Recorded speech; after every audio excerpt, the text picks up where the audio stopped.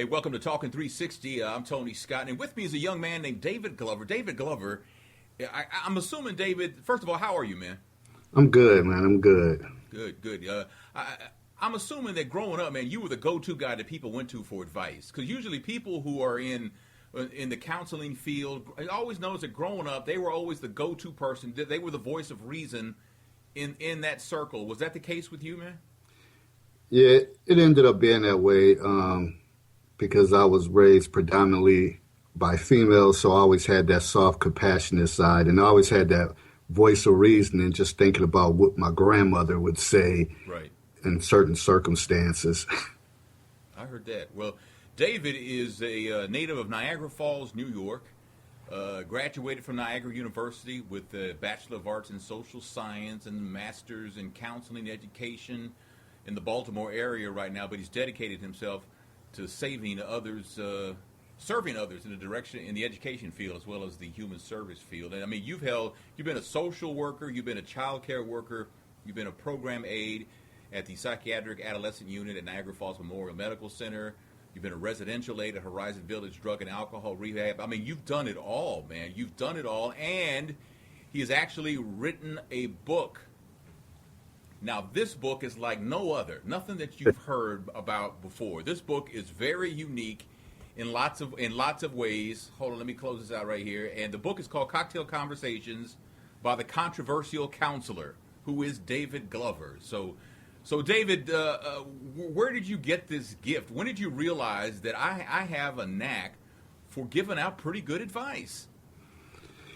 Well, it probably started, like you said, when I was younger. I always took on the leadership roles. When we were kids sitting around bored, I would like initiate games and come up with leagues and different things like that. And that's something I always wanted to do because, when you suffer through pain growing up, you don't want that to be projected on anyone else. So I said I'd rather help people out than hurt them. Right, right. And you've done it with pretty good advice. And in this book addresses 77 scenarios. 77 different scenarios are in this book. Everything from relationships to financing to family stuff. I'm sure there's a couple of sexual scenarios in there too, David. Mm-hmm. And he gives advice, and he gives really good advice on all of them. But where did you get all these scenarios, man? Well, like you had stated earlier, like the different jobs I worked and coming in contact and being someone that people trust and they can converse with, I just end up over the years just thinking about it, keeping it in my mental Rolodex, like certain conversations. Then I turn them into short stories. And some of them are from my own personal situation, but a lot of them are from other situations or conversations I had. Then as I started doing it more on Facebook, people would inbox message me and say, well, I got a scenario for you, because they wanted feedback and perspectives from people that they didn't know. Right, right. Yeah, because, the world is so small, it's like in a small town going to see like a psychiatrist or something, and everybody knows everybody. Yeah. So everybody knows. So I see him at the Pizza Hut every couple of weeks when we go. I see him there. Now I'm telling him my problem. So when you're able to reach someone through social media and get advice, I'm sure people are jumping all over that, man. Yeah, they've been good about it because, let's be honest, most of us go to people that we already know, whether it's family members, friends, but sometimes it's that that unbiased opinion that kind of helps people, and hearing different perspectives may make you kind of change course in what you're doing. So let me ask you this, David. You talked a minute ago about how you've used some of your own scenarios. So the people that were involved in those scenarios, have they read the book? Do they recognize themselves? Do they see themselves in any of these scenarios? Most people are guessing, sort of like, okay, is that me or am I in this book? So people want to know, but I tell them as a counselor, I don't reveal that information. So right. you just have to know. So a lot of people are just curious to know. I heard that, if man. they made the book or not. If they made the book. Now, do people get salty because they didn't make the book, man? That'd be messed up. Nah, so far, they haven't voiced that. I think everybody is just, proud that I took on this goal and pretty much accomplished it. I did what I said I was going to do. Right. So, how difficult, on a 1 to 10 scale, 10 being the hardest, how difficult is it to write a book? I think for the average person, if you don't have time management or not used to setting goals, it will be difficult because as an adult, we're all sidetracked, whether by our career, Right. family life, and other activities. But I said to myself, well, one of the things that made me did it because I went viral on YouTube and I kept making videos that I was going to be done by the end of the fall. So I looked at like December 19th or the 20th as my measuring point, and I said, now that I went viral, I got to do what credibility. I got to do what I say, and I made it happen. I planned, and I used the timeline, and I got it done. So, was it hard, though? It was challenging, Yeah. definitely, because some days, you might get into a writer's block, or you have other situations going on, like that's the summertime where I have to get ready for the school year, enrollments coming in, so you're just trying to have a juggling act, but So the hardest thing about writing a book is actually finding the time to actually write the book. pretty much so, yeah. Yeah, got you. I got you. Now, in the book, you talk about, like I said, 77 different scenarios. The book, Cocktail Conversations by the Controversial Counselor, that is David Glover. So now, in this book, you do have a scenario, and I wanted to share this. I wanted to get this on and talk about it a little bit, if that's okay with you. No, that's fine. All right, this one is a scenario one, chasing skirts. And it goes like this. Greg comes home from the end of a 60-hour work week and just wants to have a beer and relax. His homeboy Dwayne calls him up and says, hey, man, let's hit the strip club, homie, so you can spend some of that OT money. So Greg decided to meet Dwayne out at Becky's Backside. Okay. When Greg came home, Tab, his fiance, was dressed in a negligee and tries to seduce him and he says, not tonight, baby. I'm too tired for sex. And she storms out of the room, and for the next week, she denies him sex. What should he do? And why do most women play these games? So, I mean, to me, I was always told, a woman told me one time, actually, that she was always told, let me get it right, that her grandmother always told her, never deny your man sex, because if you deny him sex, he's going to go get it from somewhere else. Yeah, and that's the consensus of what everyone was saying, but you still have them women that use it as a form of a weapon or discipline, and they just take those chances.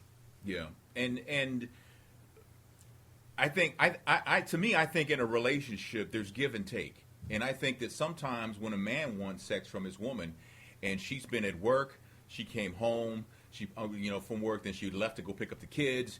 She took Junior to the basketball practice. She took baby girl to dance practice. She stopped by the grocery store, picked up dinner, came home, made dinner, got the kids on their homework, got them done with homework. Dinner was served. You came home. How was your day, honey? This, that, and the other. Okay, kids, the baths, to bed. She's got a couple minutes now to watch a part of her favorite show. Then by that time, it's like 9:30, 10 o'clock, maybe even later. So she gets her shower in, and she gets ready to get into bed, and he decides, how about a little something here, And she's tired, and she tells him no, and he does not understand that, What do you mean no? What do you mean no? You can't tell me no. Yeah, what do and to me, it's like you have to understand that this woman's put in basically an 18-hour day. 8 hours at work, 10 hours doing family stuff. You went to work, you came home. You've been sitting on the couch watching your favorite basketball team, and now you decide you want a little, and she's wore out. So from a man's perspective, it can be frustrating, but it's almost like that scenario we just talked about with Greg. She wants sex, and he says, nah, I'm tired. She gets mad. And what I was just talking about, he wants sex. She says, I'm tired, and he gets mad. So it's basically the same situation, only flipped around. How do you get people to understand that sometimes sex just ain't possible? Well, I think when they looked at that scenario, it's because he ended up having enough energy to go out with Dwayne when he originally said that he was just going to come home, chill, relax, and have a beer. I Mm-hmm. think she would have been more understandable if he would have just stayed home, had his beer, maybe dozed off in the reclining chair. He would have got a pass. But to go out and see other women gallivanting across the stage or on the pole, it just didn't set in well. And then when he came back in, saying he was too tired. So most women would think, oh, he must have did something at the strip club. So, Why do they do that though, man? Why do they think he must have done? Couldn't he be legitimately tired, man? I mean, usually when you go to a strip club, it kind of works you up, so you can't wait to get home and then have something going on. Every once in a while, you're too poop to pop though. But she thinks he must have got him a little bit of something over there at the strip club. Why he don't want to mess with me? Why do they take it that way, man? Why can't they just take it for what it is? because they have so many conversations with other women and Mm-hmm. you Mm-hmm. believe that. And we all know that sometimes alcohol could be a depressant. So Yeah. you could be sitting there, if you're really not engaged, it can make you could get tired. You Yeah. could fall asleep. I have fell asleep at maybe not strip clubs, but went out and I'm like sitting there like, all right, nothing's happening in here. You sit there, you just drift off. So I'm Yeah, like, yeah, yeah. It's one of those things, man. I mean, I've done radio for many years, and I've had segments where people would call and ask for advice. And, I had a woman call me one time, and she said, my man wants to do something sexually that I'm not comfortable doing. And I don't want to do it, but he says that if I don't, then he'll go get it somewhere else. Right? He just told her that if you ain't gonna get freaky with me, I gonna get freaky with someone else if you're like a prude and stuff, right? And so I was like, I told the woman, I said, let him go. If to me, if he's that petty where he wants you to do something that you're not comfortable doing, and that doesn't stop him, then he ain't the one. He's not the one. All he cares about is himself. He doesn't care that you're not comfortable doing something. yeah, and that goes along with, I talk a lot about in the book, or leading up to the book, is the screening process. If you have those conversations beforehand, now I'm not saying on the first date, but if it builds up and you start talking about, okay, what are some of the things you like to do sexually, and he puts that out there, you may say, nice guy and all that, but once we take it to that intimate level, I'm not going there. Right. You put that on the table, things could, it could alleviate some of that. But David, is that a conversation that you have on the first date? Oh no, not on the first date. It's a progression. Yeah. But it was interesting when I have like my cocktail conversation radio blog show. A lot of women, they kind of say, "Well, let's cut to the chase. I want to know." And the guys are like, "You don't ask that on the first date. That's just like inappropriate." But some of them say, "Well, they rather get it over with and find Yeah. out, get to the meat and potato of the whole thing." But isn't it interesting, man? Because it wasn't that long ago that a man would ask that question on the first date, and a woman would say, "Slow down, man." And now it seems like the tide is either evened out or it's turned, and women seem to be more aggressive now. Have you noticed that? Yeah, and I think it depends on the age and like sense of urgency because everyone wants to be married, or I'm not gonna not everyone, but a great percentage of them. So when they look at certain time, they say I don't have time to waste. So I'm Right. trying to get all the rigorous questions out right then and there so I can know what should I do next. Well, let me ask you this, man, because I remember a couple years ago that I read an article where someone, African American, said that marriage is for white people. In this day and age, marriage is for white people. And I thought, wow, that's just sad. And do you think? I mean, we could go back and forth of whether that's a true statement or not. I think that it's not a true statement. But do you think that comment came because that person had not been in an environment of seeing someone who was united in holy matrimony? They haven't seen a loving relationship. And that we are sometimes a product of our environment, and sometimes if you don't see it and no one shows you, you begin to think like, all right, just maybe hooking up or shacking up is the way to go. Because sometimes in certain families, marriage is a common theme, but in certain families, it's not. So if you know better, you do better. And sometimes people just don't know better. So let's talk a little bit about financial advice, because a lot of times I've had women who have told me that they have a secret account from their husband. They have a secret account.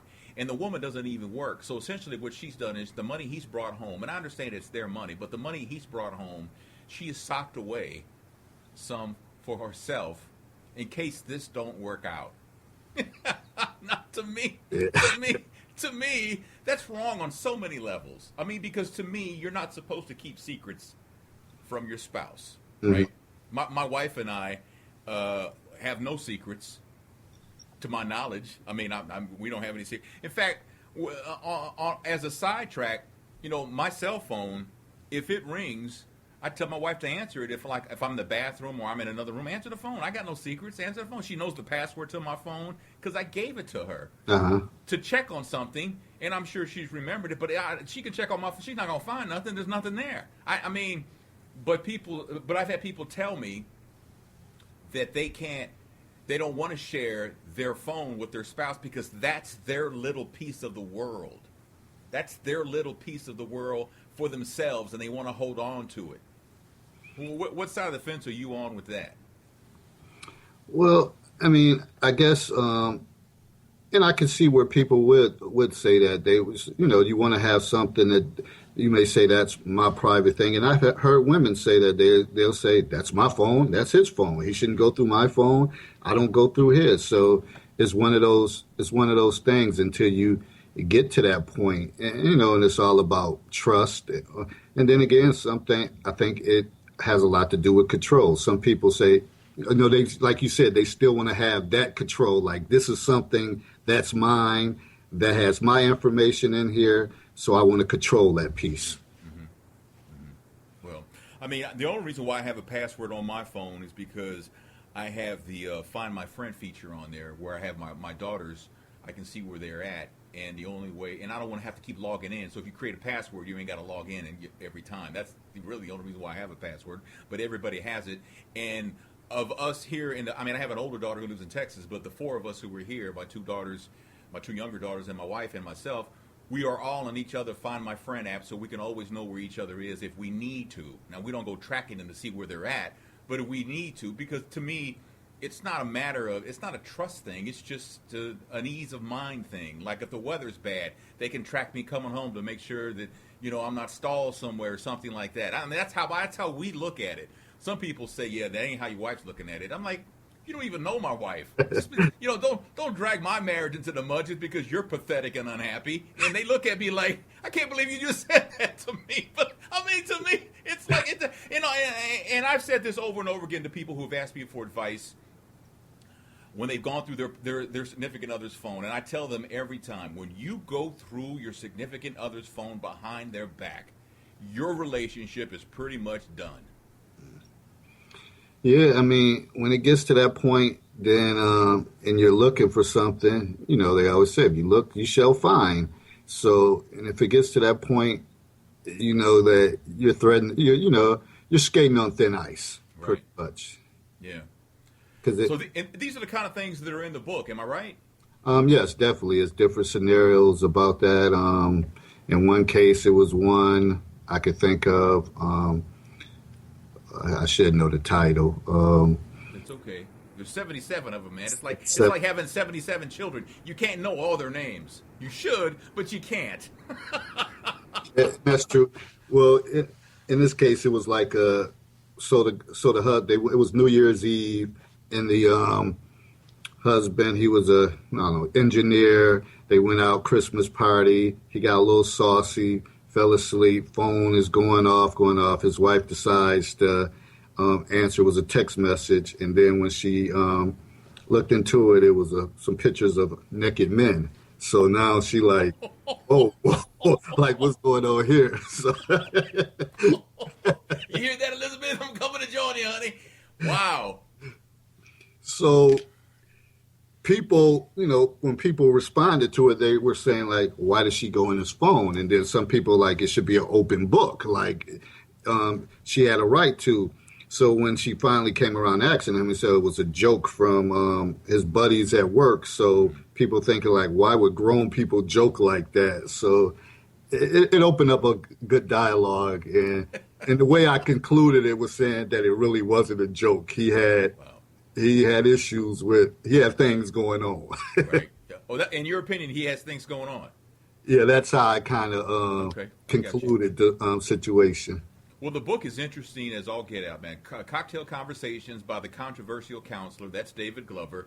The book. Tell everybody where they can get the book.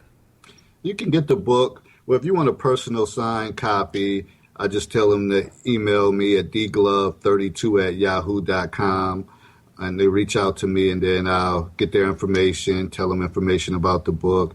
But also, they can get it online at Amazon.com or BarnesandNobles.com.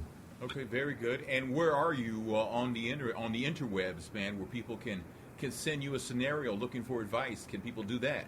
Yeah, on Facebook, you just put in David Glover, also the Controversial Counselor, which is linked to the David Glover, and they inbox me the scenario. Then I kind of put it together and come up with something, and we sit back and see the responses. Also, one more thing they could get it from, I don't know how I could forget that, Ex Libris Publishing. They can also get the book from there as well. Okay, very good. But if you go, and all this information, is it all on your Facebook page? It's on my Facebook page, but also I have the author's page, and that's www.controversy2.com, and they can find it on there. And then, like I said, I have a radio blog show called Cocktail Conversations, and you can find that information on there at www.kljn.com/cocktail conversations. So it's a myriad of different avenues, but usually the one that most people go through is just hitting me up on Facebook. All right, very good. My last question, man, is this. Who does David Glover go to for advice? Who do I go to for advice? Usually someone, like some of my friends, buddies, we have conversations. I don't know if I think it's just natural conversations that we have. Like for me, I play the more role of people like, oh, I got to run something by you or check this out. I think usually when I want to do it, it's more like of a venting mechanism that I end up maybe sharing, and then it ends up being I end up being in the counselor role anyway, because then they end up dropping something on me. But a couple of my buddies, very close with, that if I want to vent, we could talk. Okay, very good, very good. That's David Glover. The book is called Cocktail Conversations by the Controversial Counselor. Where you can get it, all that stuff, I'll put it down in the show notes. David, thank you so much for your time, man. I appreciate it. Oh, thank you, too. I appreciate you. All right. I'm Tony Scott. Thanks for watching Talking 360, and we'll see you again real soon.